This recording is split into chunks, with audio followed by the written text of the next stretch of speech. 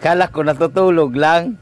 Ayan, akala ko tulog lang. Yun pala, may tinapay sa harapan niya. Kinakain ng anak ko. Gising ka pala. Siya, nakatingin ko, kawawa naman.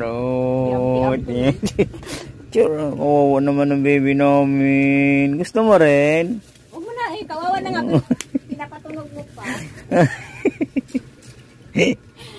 Malungkot. Fine. Outside. Oo. Oo. Nag-iisip mo na. Balik siya kayo. Balik siya kayo.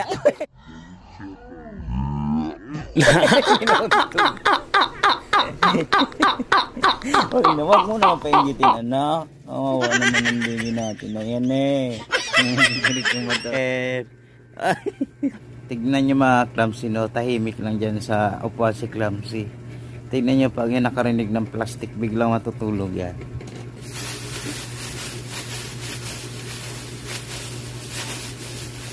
Huh? Matutulog ko. Tuyo.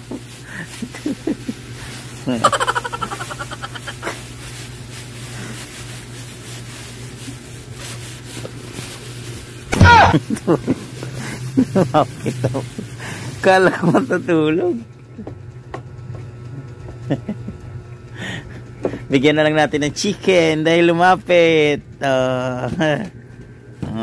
Bigyan ng chicken.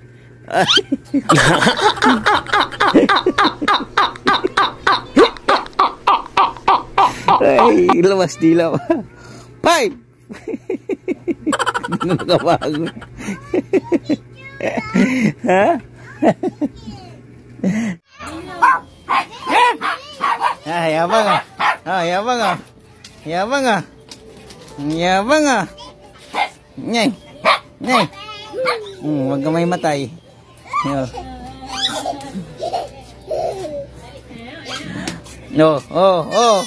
Wala na. Nagising.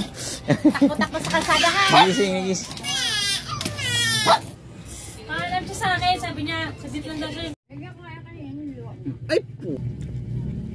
Ayun mga Clumsy, pakainin natin si Clumsy ng saging para lumakas yung tuhod ni Clumsy. Gagat! Oh, ano nangyari? Oh. Hindi kaya, masyadong malaki. Di bawasan punutulan natin. Ayan, darog na. Ayos ah, juicy ka pa. Gusto mo yung dinudurog pa talaga.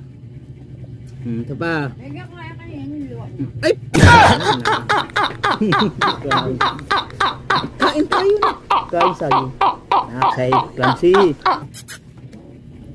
Clumsy. 2 beses na yan! Para lumakas yung tuhod mo.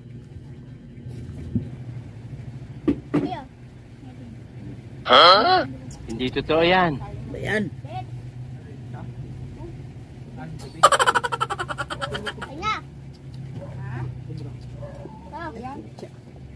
Hirap ang kainin ito. Love.